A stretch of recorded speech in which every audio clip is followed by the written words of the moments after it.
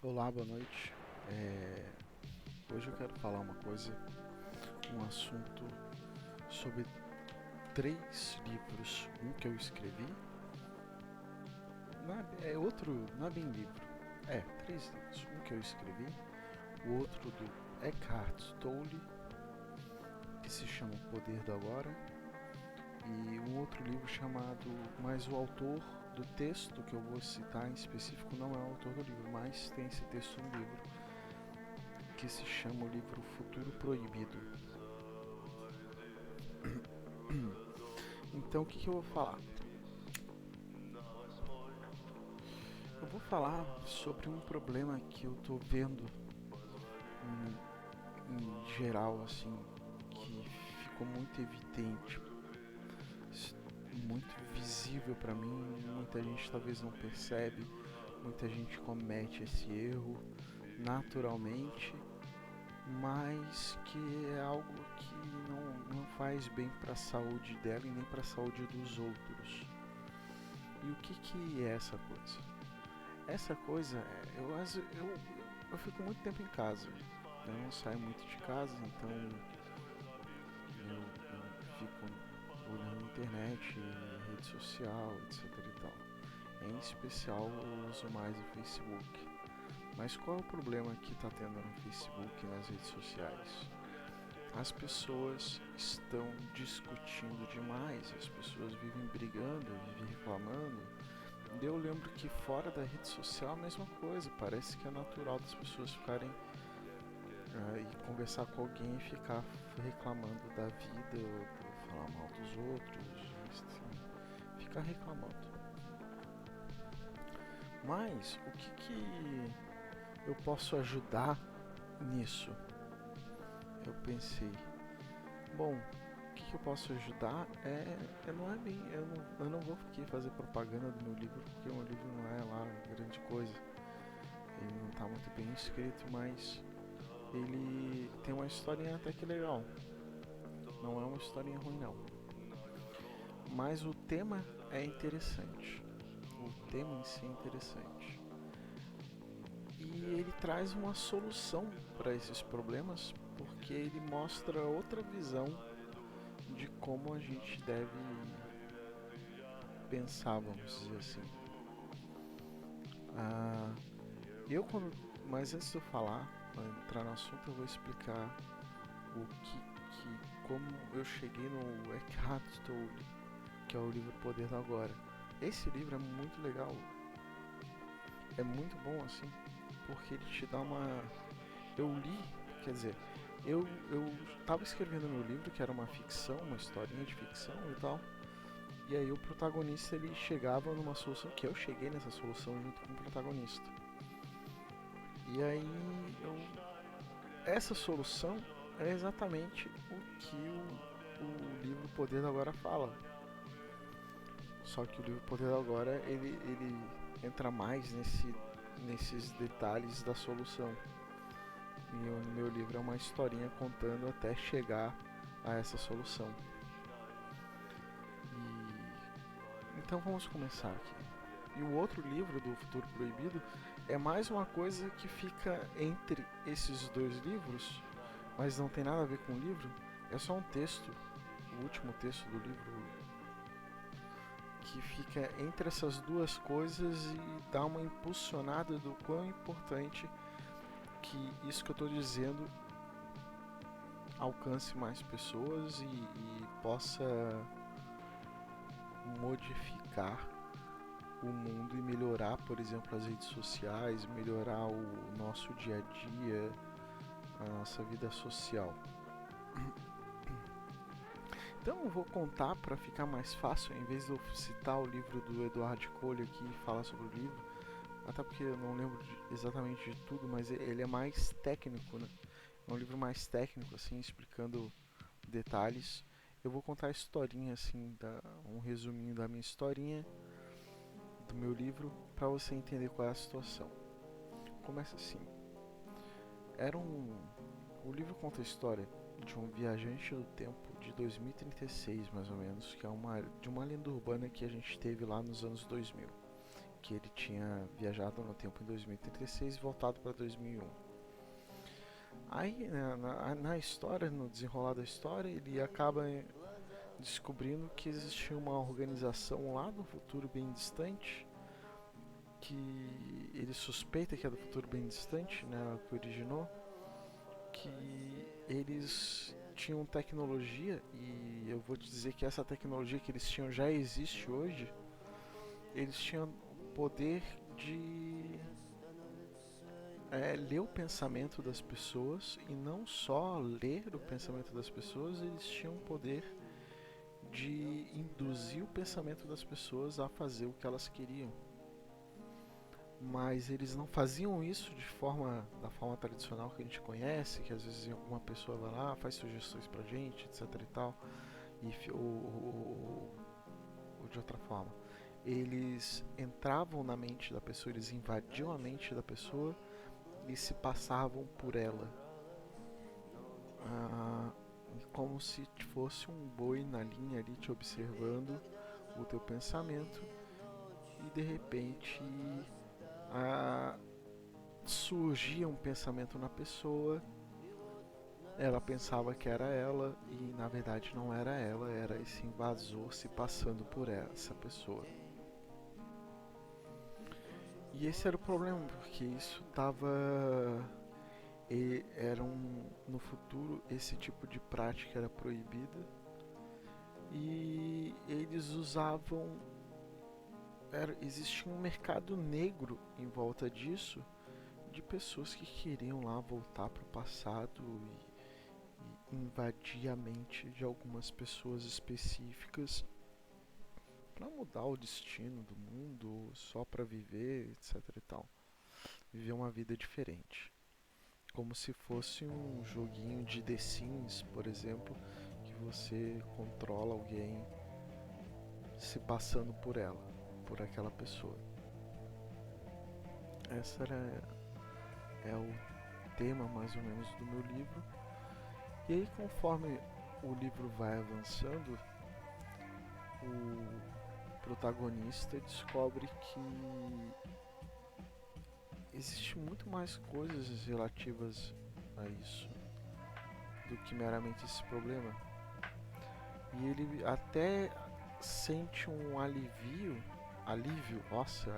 coisa horrível, um alívio quando ele descobre que o pensamento dele, esse pensamento dele que nós temos, que são palavras passando na nossa cabeça com todos os seus sentidos, esse pensamento não era a identidade dele, não fazia parte da identidade de uma pessoa. E aí o livro conclui mais ou menos por aí, que é até o final do treinamento dele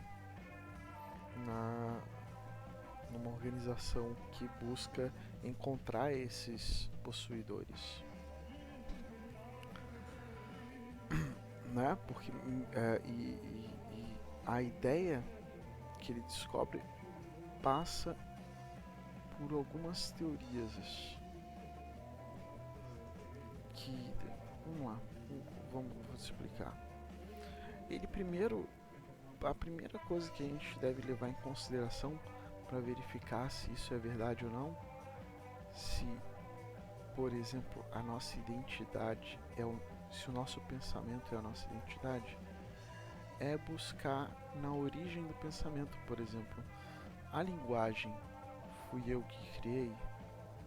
Não, eu não criei a linguagem. As palavras que eu penso não foram criadas por mim. Eu nasci sem saber nada, eu nasci sem falar nada, e todas as palavras que eu aprendi é porque elas vieram de fora de mim. Elas não vieram de mim, assim como as palavras não vieram de você. Então tudo veio de fora. Todos os meus pensamentos basicamente vêm de fora para dentro, né? Não tem nenhuma palavra, não inventei nenhuma. Aliás, eu até inventei uma palavra, mas não veio ao caso. Você pode inventar uma palavra, né? Se tiver sentido Mas no geral as palavras que a gente usa para nos comunicarmos, elas não foram criadas por nós, por alguém específico. Ela vem num passado bem distante e foi criada por alguém. E o problema nasce dessa preocupação, é que das preocupações que a gente tem, é que a gente leva a nossa identidade como o nosso pensamento. E quando a gente desassocia a nossa identidade do nosso pensamento, há uma, como é que se diz? Há um descarregamento de carga enorme na nossa cabeça. Porque você se isenta de qualquer pensamento que talvez você pensasse, isso sou eu. Quer dizer, se veio esse pensamento desculpa a palavra, se veio esse pensamento de merda na minha cabeça e você pensa que sou eu, aí você fica mal, porque você pensa que o teu pensamento, que aquele processo no teu cérebro é uma coisa que é tua e aquilo corresponde à tua identidade, quando na verdade não é. E eu vou te explicar por que não é, mas eu vou dar a volta para chegar a isso. Então, para dar a volta, eu preciso falar do livro lá, O Futuro Proibido. O livro Futuro Proibido, o último texto, é um texto do... O livro não é do Colin Wilson, tá? Colin Wilson. Mas esse livro Futuro Proibido é um compilado de vários textos encontrados na internet, de vários autores. Então esse texto de Colin Wilson se chama Maslow, se não me engano é um psicólogo, Sheldrake é um biólogo e a experiência de Pico. O que ele fala nesse texto? Ele vai explicando mais ou menos, explicando eu vou explicar primeiro o que é a teoria de Sheldrake. Sheldrake é um biólogo ali não sei se foi acho que foi nos anos 90. Ele descobriu que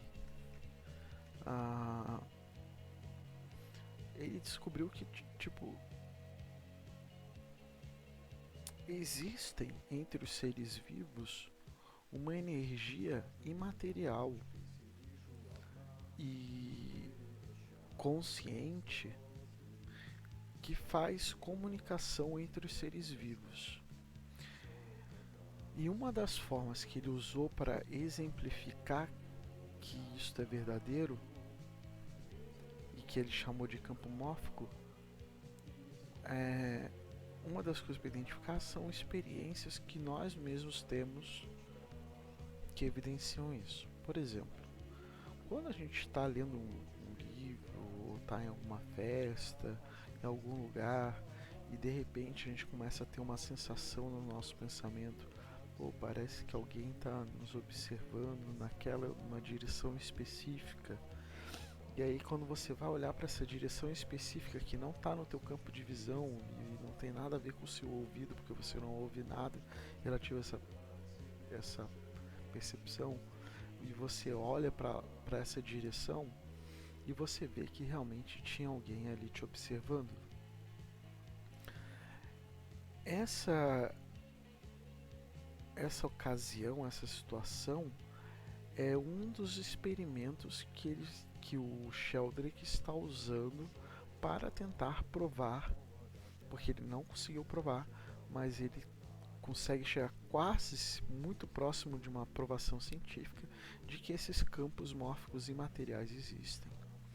Por quê? Porque ele usa essa experiência? Porque ela seria uma experiência mais acadêmica, digamos assim.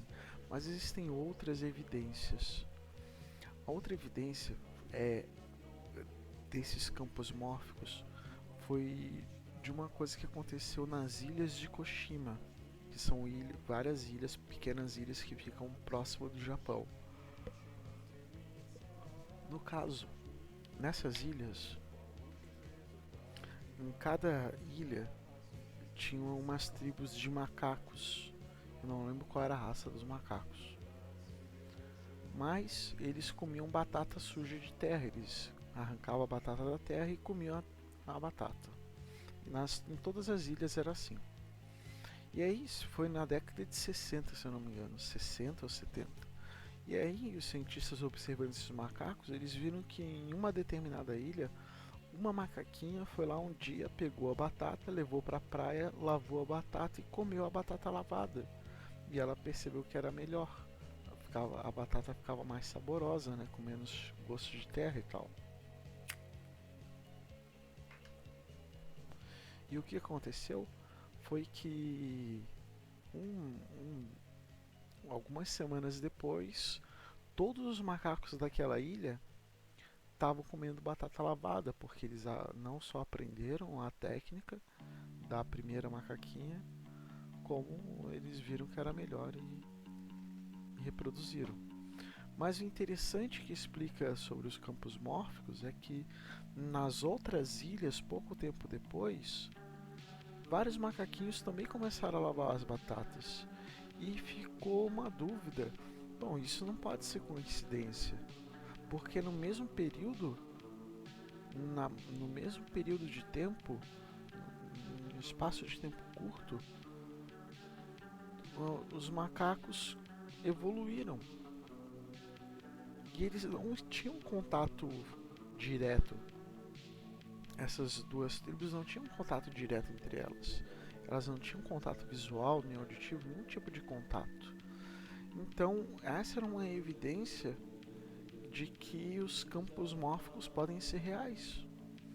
E não só isso, tem outras de vários experimentos científicos que, por exemplo, leva-se os cientistas ficam tentando reproduzir um experimento, e não conseguem.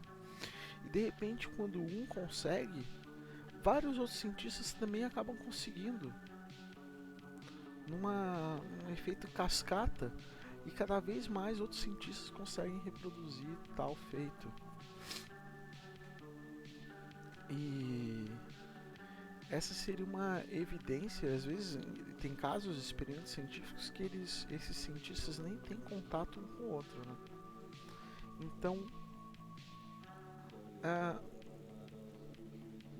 essas são as evidências que os campos mórficos existem.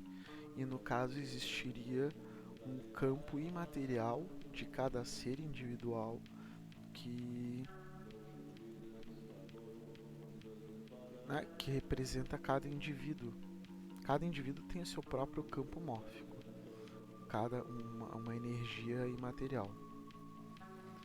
No meu livro eu cito que essa energia espiritual, mas o meu livro não é para falar de verdade, eu não estou falando de verdade, é só um livro de ficção. Mas é a minha interpretação e a interpretação do protagonista. No meu livro eu explico que, na verdade, esse campo mórfico é que é a minha identidade. O eu verdadeiro sou eu, esse imaterial, que possui um corpo material com uma mente pensante, e esses dois membros se comunicam ali entre si.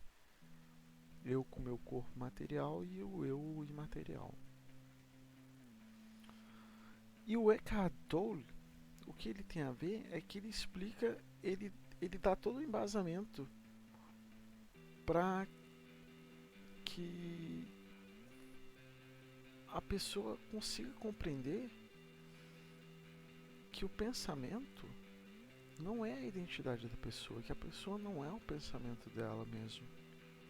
Agora eu não lembro de cor, porque faz alguns meses que eu li esse livro, eu não lembro as palavras que eu vou... Deixa eu ver se eu lembro alguma coisa aqui. Bom, ele fala que a gente não deve se apegar às palavras dos nossos pensamentos, porque as palavras dos nossos pensamentos nos remetem a coisas que aconteceram fora da gente e não dentro da gente. E essas coisas fora da gente são coisas do passado. Então, quando a gente pensa, a gente está lembrando do passado ou está tendo alguma ânsia do futuro.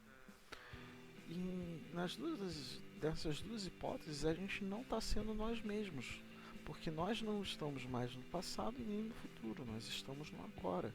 E o que a gente deve se concentrar é no momento do agora, nas coisas que estão acontecendo conosco, com o que nós estamos sentindo, nós nos devemos nos preocupar exatamente com o que estamos sentindo, nos ausentando de pensamentos, como se deixasse a mente vazia de pensamentos e ficarmos apenas na sensação. Lógico que eu acho muito legal, mas eu tenho uma visão diferente do Eckhart Tolle, porque eu acho que o eu, a minha identidade, bate com a minha identidade, no caso, é uma identidade imaterial. Não só a minha, todo mundo tem uma identidade imaterial. E o verdadeiro eu de cada um é imaterial. E esse eu imaterial, ele não fala essa linguagem de palavras que a gente fala. É mais uma sensação do que uma língua, do que uma linguagem. Já a experiência de pico, por que isso é importante? Por que é importante você desassociar o pensamento? Eu não sei se eu já falei isso, mas se eu já falei, eu vou repetir. Por que é importante desassociar a tua identidade do teu pensamento? Ou melhor dizendo, aceitar que as palavras que passam no seu pensamento não são sua identidade e não é você. Porque com isso você tira um fardo do teu pensamento, tira um fardo, na verdade, da tua identidade. Porque a tua identidade fica desassociada das palavras que chegam ao teu pensamento. Por quê? Porque se você aceitar todas as palavras do teu pensamento como sendo você, qualquer pessoa pode te manipular, porque a pessoa induz você a pensar certas coisas. A mídia, o que você olha na internet, se você aceita tudo que passa, que chega ao teu cérebro é você, então você é completamente modelado por tudo ao redor. E isso não é o melhor da situação. A melhor situação é quando você está sob controle da sua vida. E para você ter controle da sua vida, a primeira coisa que você tem que fazer é desassociar a sua mente, o seu pensamento da sua identidade. Essa é a primeira coisa. Quando você faz isso, como disse, há uma descarga uma descarga de peso que vai embora dentro da sua identidade, do seu eu, porque você acaba sabendo que aquelas coisas ruins que você pensou não eram você. E por que eu estou falando isso? Porque existem muitas tecnologias já hoje de leitura de pensamento. O pensamento de hoje lá para o futuro não é uma coisa privada, não é uma coisa que você tem, que é seu e ninguém mais sabe. Não. É uma coisa vai ser uma coisa completamente pública. Que já é, você expõe seus pensamentos na internet, escrevendo textinhos no Facebook ou dizendo mensagens. A sua identidade é completamente pública quando você expõe um pensamento ou uma opinião. Mas o interessante é você desassociar as palavras pensantes que passam na sua cabeça de você e filtrar aquilo que você gosta daquilo que você não gosta, mas não aceitar que esses pensamentos que vêm na sua cabeça sejam seu pensamento, entende? Tipo, vem um pensamento aqui, vem outro pensamento ali, esse eu gostei, esse eu não gostei. Mas não aceitar que esses pensamentos estão chegando e pensar, eu tô pensando isso, eu tô pensando aquilo. Entendeu a diferença? Em vez de você receber os pensamentos e aceitar como, isso é meu, a melhor coisa que você faz é, eu gostei disso, eu não gostei daquilo. Isso que eu não gostei não partiu de mim, de onde veio. Isso obviamente é um mistério, mas você começa a separar a tua identidade do teu pensamento e a filtrar o teu pensamento da melhor forma possível para você, como é que eu vou dizer, para você se sentir melhor. E aí, conforme o tempo vai passando, você vai desenvolvendo essa ideia, você começa a ver que fica tudo muito mais fácil. As preocupações vão embora, os problemas vão embora. Ah, você não sente mais culpa porque não tem nenhum pensamento que te associa a você, uma ideia ou nada. É apenas você e os seus gostos. E você acaba não sentindo necessidade de reclamar, porque você sabe que quando você está lá reclamando ou falando mal de alguma coisa que você não gostou, você sabe que aquilo lá não está sendo você. Você e aí você não sente aquela necessidade de escrever um texto no Facebook, numa rede social, falando mal de um jogo, ou falando mal disso, daquilo. A não ser que alguém pergunte, óbvio, né? Mas naturalmente você não tem vontade de. Você perde a vontade de.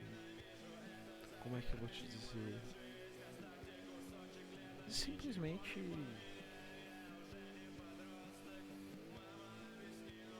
é, compactuar com essa energia negativa que tá rolando no mundo de pessoas insatisfeitas, entendeu?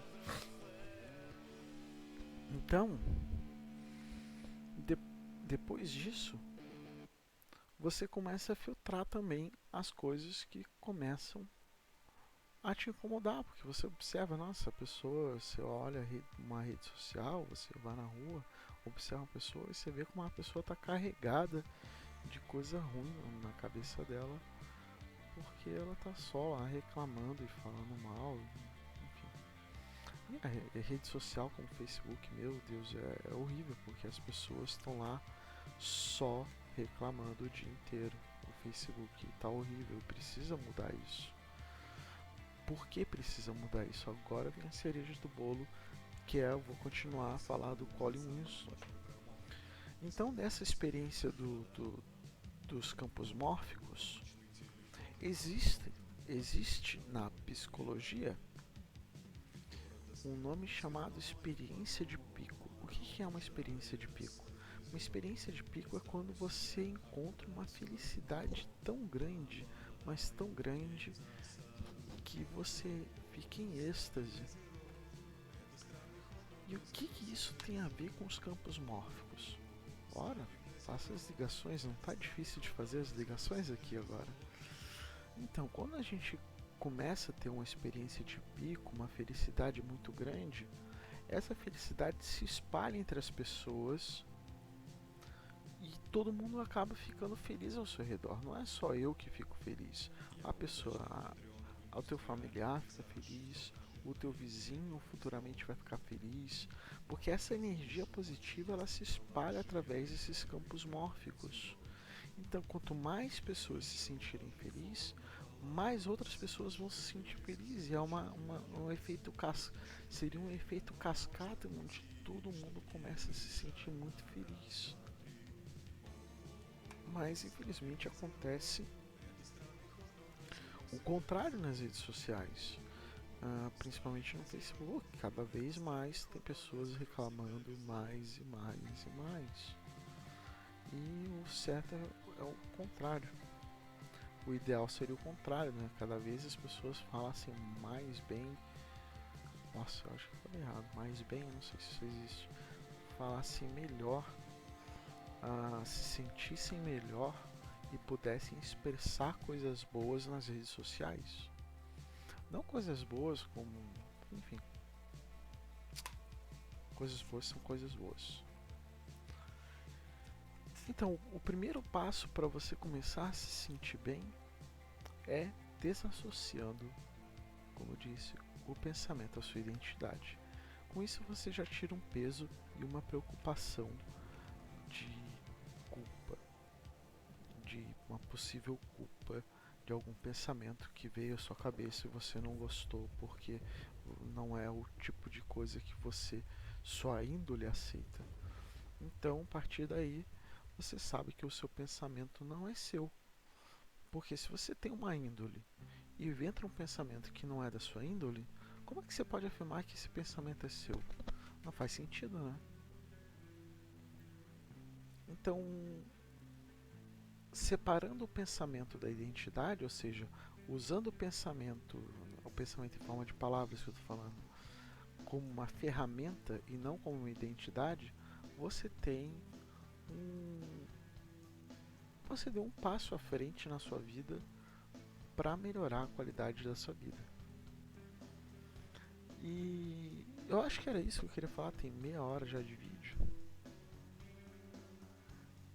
E isso é muito importante que as pessoas saibam. É muito importante que as pessoas saibam disso. Porque